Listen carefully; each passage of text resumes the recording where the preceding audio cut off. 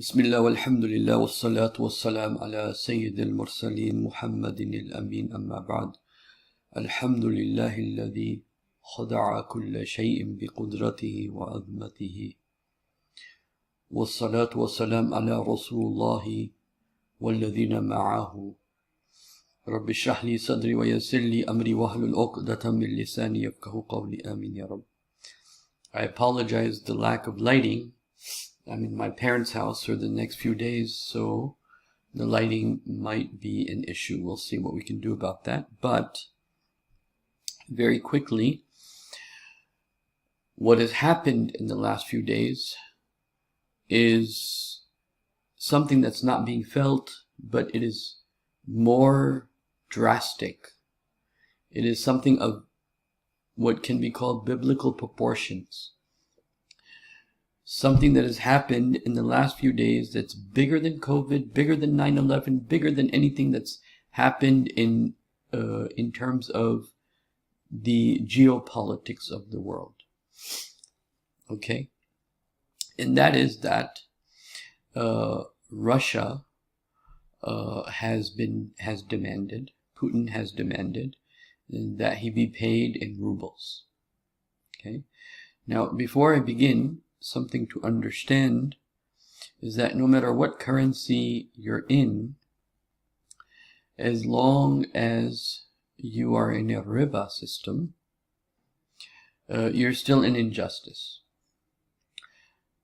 Having said that, but we were living in a financial unipolar world, which means that there was a financial enslavement of the world. And while the dollar has been getting weak, the dollar used to be about 70% of the reserves of the central banks of the world. And now it is just about 50% of the reserves of the central banks. And then we know the US debt is increasing. One of the advantages, okay, of being a reserve currency, if that is the proper term, is also mentioned in this book. It's called exorbitant privilege. Okay, one of the advantages is that you get to print money for free, and people get to buy your debt. And so when you're doing accounting, you're like, oh, well, I don't have that much debt. Somebody's buying my debt. And then you print more money to pay the first debt. And then you create this new debt by which you paid the former debt. And then you print more money to pay that debt. And other people are buying your debt. And so it is a very strange situation. But Russia has demanded now that it be paid in rubles. Now I want to remind you, when Saddam Hussein said, I want to be paid in euro, what happened to him? And this is why when today the Chancellor of Germany was with Biden, okay, he didn't say a word to whatever Biden was saying. And so anyway, I'm not going into that, but what I want to say is then Gaddafi said we're going to come out with the African dinar. What happened to him? Now, the third person is Putin, who's challenged the dollar. And trust me, the US will fight tooth and nail to make sure the dollar stays the top currency of the world. It's not going to be easy. The US will not just allow another country to start beginning to replace its dollars. Because when you have the world currency reserve, what can you do? You can do things like sanctions. You can have other people trust you so much that they'll pay off your debts, like even China does. Buys the American bonds and treasuries, buys American debt, which can then be liquidated for profit and interest, which in the end hurts America, by the way, because the debt gets bigger and bigger. So let's look at some of these headings. Okay, so let's start over here. Why is there an energy crisis in Europe? So let's talk about that very quickly. Everybody already knows Europe depends upon Russia for 40% of its energy. Now, one thing that can be learned from here is that the way the US ditched Ukraine and in the end said, oh, by the way, you're on your own. Good luck in having a good fight. It has done the same thing with EU now. The US has ditched EU. And this is putting the US in a very bad situation. And now most of you will know that, this is like the first time in history, okay? Like so many countries have said no to the US. The US was calling Saudi Arabia to increase production because they have a crisis of energy in Europe, and they want Saudi Arabia to, pull out more oil, and Saudi Arabia is not taking their calls. UAE is not responding to that. India has said, no, we're going to continue to do business with Russia. Of course, China has said, we're going to continue to do Russia. Pakistan goes and meets Putin in just about the timing where this war started and said, yes, we will continue our relationship with Russia. Of course, Assad, the president of Syria, goes to UAE for the first time. Right? This is a big change. The world order is changing. And now that Putin is demanding to be paid in rubles, this is a catastrophic change. This is a big change, And of course, there are powers that want the US to come down, and they want the dollar to come down because many things are precedented, especially the Jews going back to Israel, is precedented upon the US falling down, because no Jew is going to leave America. No Jew is going to leave any of the European nations, because remember, they're all those white Jews. And they're either in America, or they're what? They're in Ukraine, or France, or Britain, and that's where they sit. And they're not leaving those countries until there is going to be one of the two things happening, or both happening. One is economic crisis. They'll say, okay, fine, we'll go to Israel. By the way, one of the big problems they have in Ukraine is trying to convince Ukrainian Jews to come to Israel. Because they believe in rabbis who told them that don't go to Israel. That's, inshallah, for another time when I'm going to talk about this, that why they're creating this crisis, especially from Ukraine, in Ukraine, has some ties to this conversation that I just pointed out. But Russia wants to be paid in rubles, okay? And, to be a world currency, to be a unipolar world, there's certain things that have to be in place. For example, the country has to be stable. As we know, the US is getting less and less stable. As we know, there is less and less reserves of American dollars.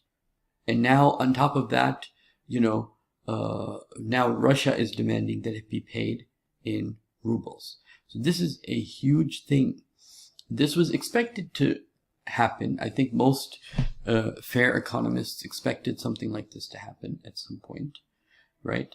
But it's happening, and it's happening now, and this is going to affect all of us. This is going to affect all of us. It'll affect each and every human being on earth. This change will slowly affect each and every human being in the world. So let's look at a few things here. Okay.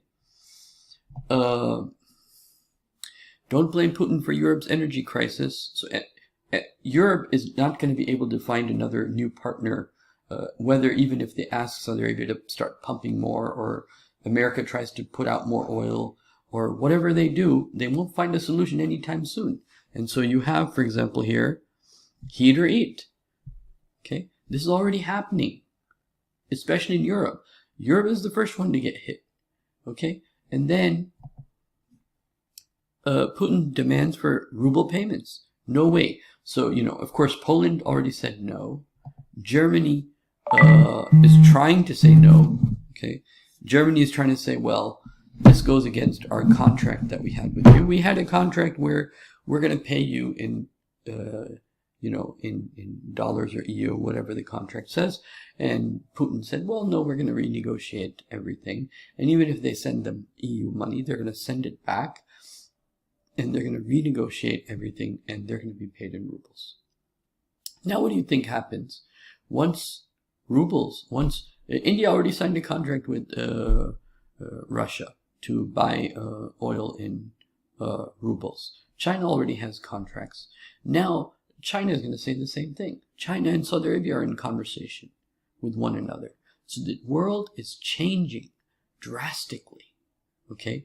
And America will no longer be in that financial situation that affords average American that lifestyle that we have, okay? And that's going to be interesting.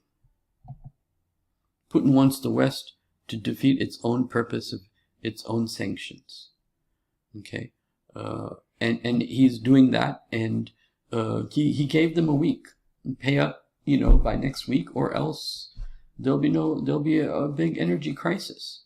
And it's very interesting because Putin is going to end up doing to them what they're trying to do to him, which is sanctions don't hurt the rich, they hurt the poor.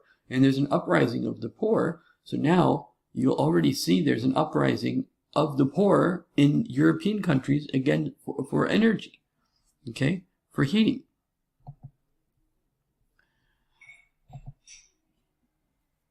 Okay.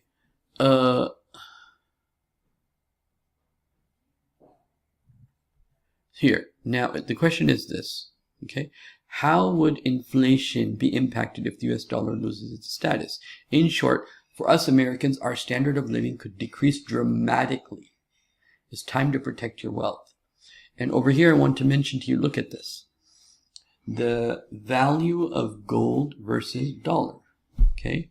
The gold isn't obviously gold, and the dollar is the purchasing power of gold versus the purchasing power of the dollar. So buy gold, okay? Because in this multipolar world, everyone will be affected. And the only way out will be now to go back to the way it used to be. You will have to buy gold.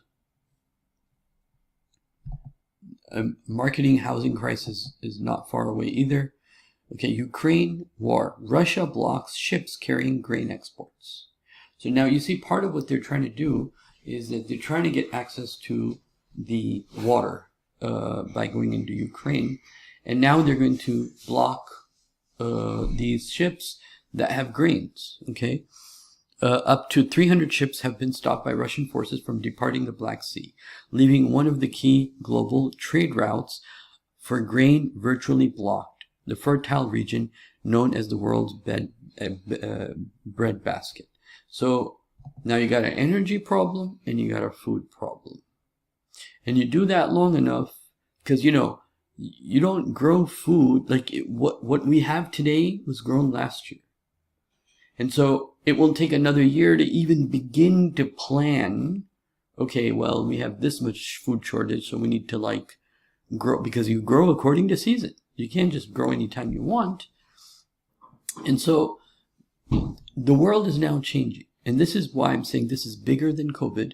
This is bigger than 9/11.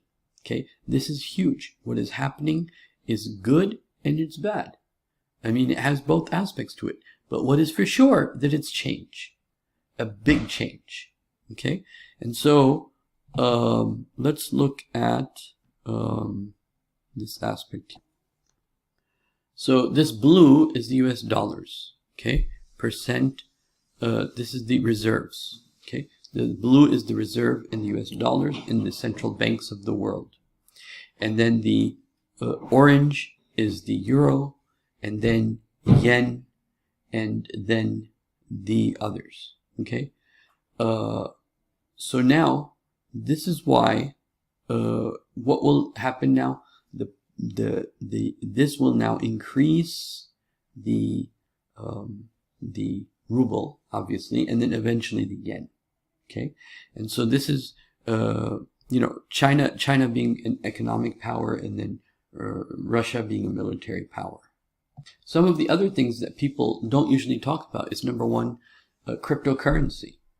China has started the Central Bank of Digital Currency, CBDC, and El Salvador hints at the possibility of making a digital currency or Bitcoin as its a reserve.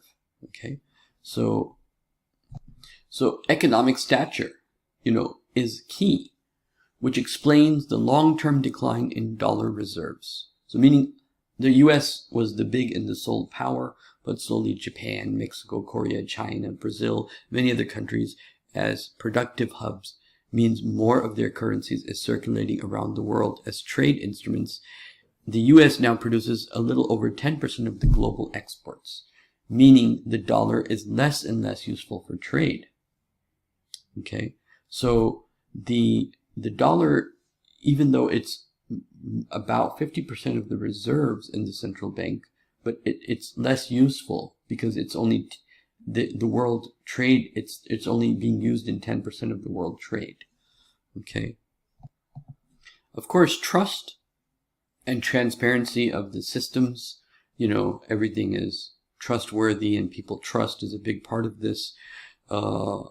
That's for any currency, but the one that I wanted to share with you that's the most important thing, the most big benefit, is called Sinorage, if I'm saying it right, which basically means, look, this is what it means. It means we can print money whenever we want. We can print money whenever we want. That's Sinorage. And the advantage of Sinorage is the advantage of having a unipolar world currency is you can just print money. And that is what the US will have trouble in, because if the US is only trading in 10% of everything, and right now the reserve banks reserve and trust the US dollar by 50%, but now once the ruble comes in, once the Chinese currency comes in, once it becomes a multipolar economic currency based system of the world, it is going to be better in terms of equality in a sense, but I'll tell you something else that will happen. The world will become more uncertain, and the world will become, resources will no longer be aligned. And there will be no world currency, and the lifestyle that we're living, we're not going to be able to live that. Because we live that because of debt. And we live that because of being able to accumulate debt without anyone questioning why do we have this debt.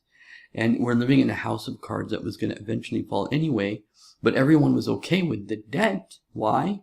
Because we decided our own debt to increase it, and we're okay with it because we're giving ourselves that lifestyle. But guess what?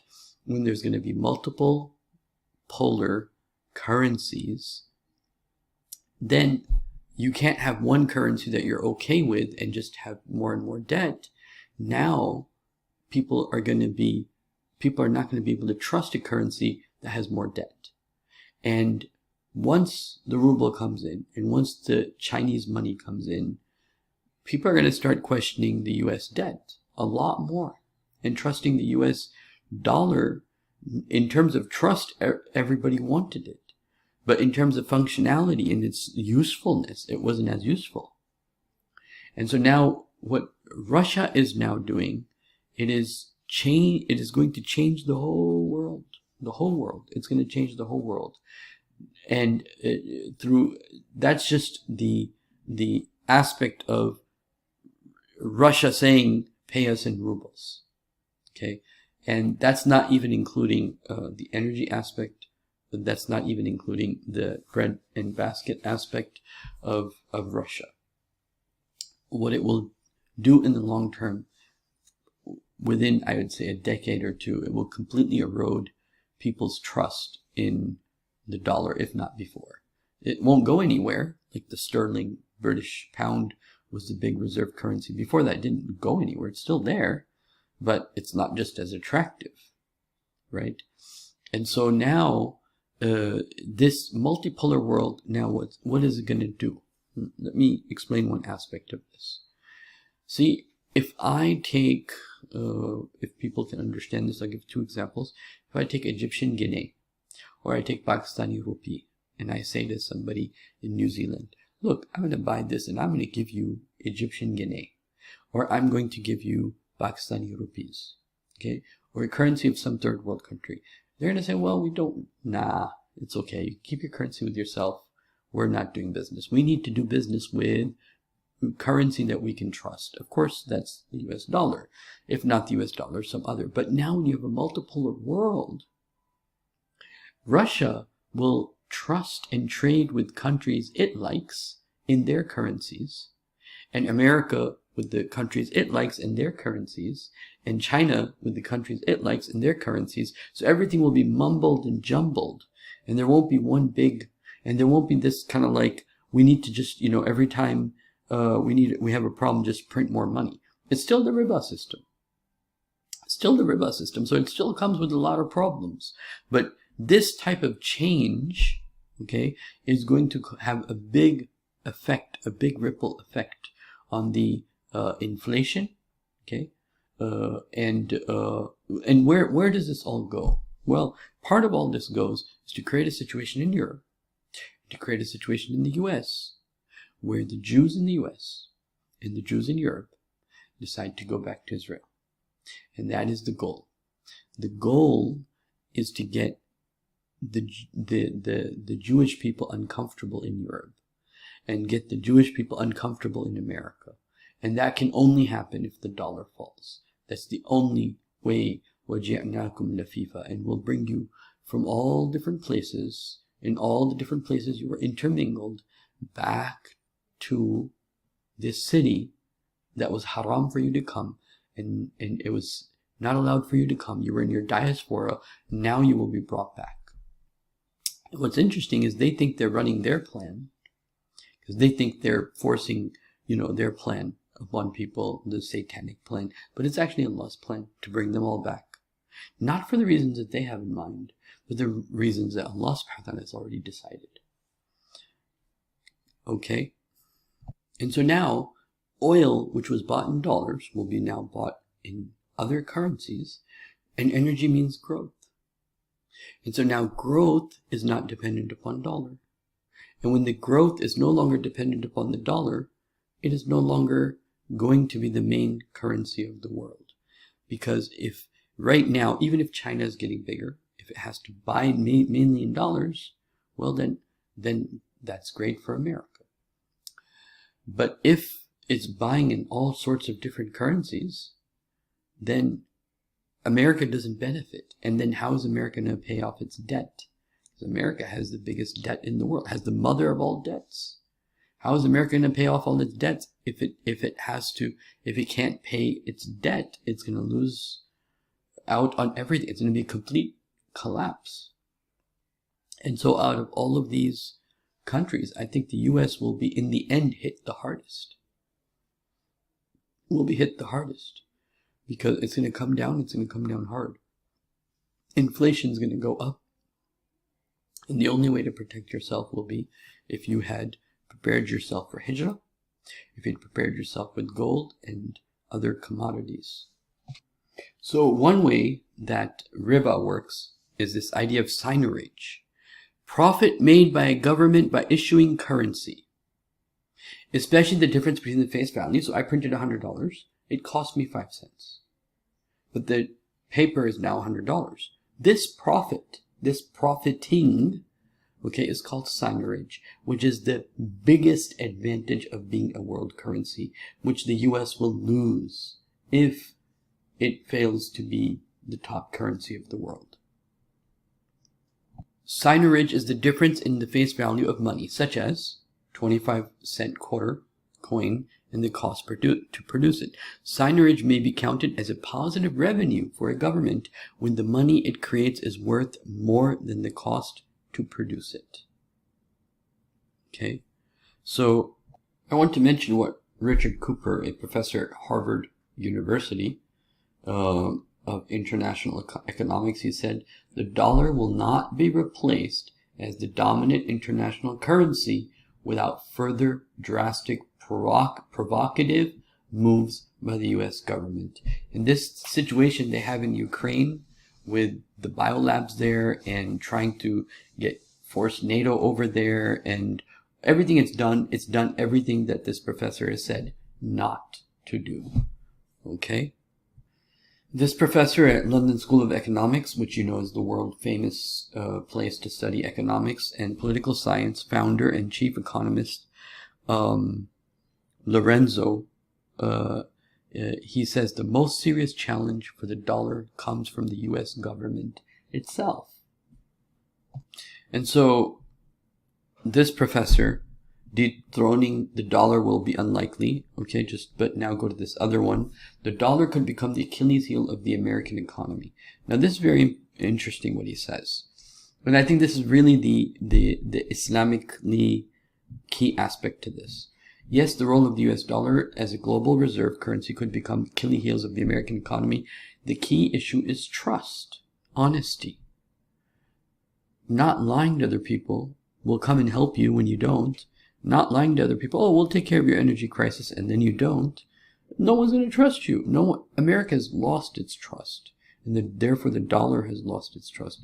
The US dollar is manufactured and controlled by one country, the United States, yet 77.2 billion people outside the United States are happy to use it, both as a store of value and as a unit of exchange, because they trust the US government to protect both the interests of the United States and the rest of the world in the management of the dollar.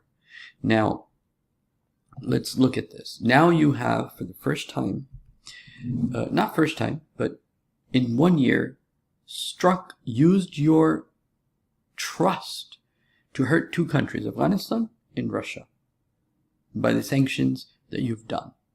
And now, sanctions, when it was out there, it's done to Afghanistan, no one cares. It's done to Iraq, and no one cares. When it's done to, now when you're going to do sanctions on Russia, well, he's going to make you care. And so now, and that is going to lose the people's trust. And this is really the key issue. In return for this global trust, the American people enjoy an exorbitant privilege of being able to live beyond their means. Why? Because everyone's buying the U.S. debt. And therefore, the U.S. can afford more. As Morgan Stanley chief global strategist wrote in the New York Times, reserve currency status has been long a perk of imperial might and economic elixir.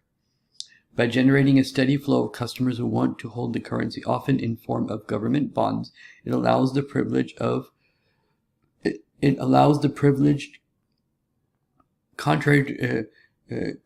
privileged country to borrow cheaply abroad and fund a lifestyle well beyond its means. And for nearly a century now, this privilege has helped to keep the United States interest rates low, making it possible for Americans to buy cars and homes, and in recent decades run large government deficits that they could otherwise not afford. If you didn't have other people buying your debt and not trusting you, how would you be able to do this? You can't.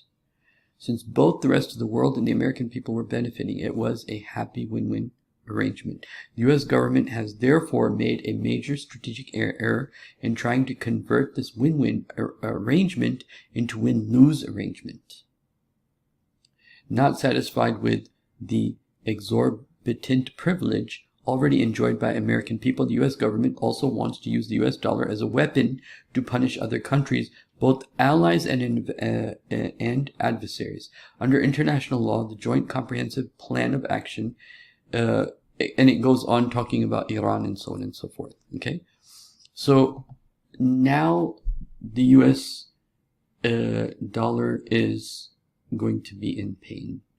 And so this is bigger than COVID, and this is bigger than 9/11, and this will be a permanent change. And it's going to have a domino effect. It's going to be a permanent change, and it's not going to be it's not going to bring, you can say, economic prosperity to the world. In a multipolar world where different poles like China and Russia and different groups are competing against one another, it's not going to be it's going to be really a time of economic difficulty. And so Muslims need to prepare for that. And so I'll just end with that, inshallah. So may Allah subhanahu wa ta'ala help us prepare for the times that are coming, inshallah. Assalamu alaikum.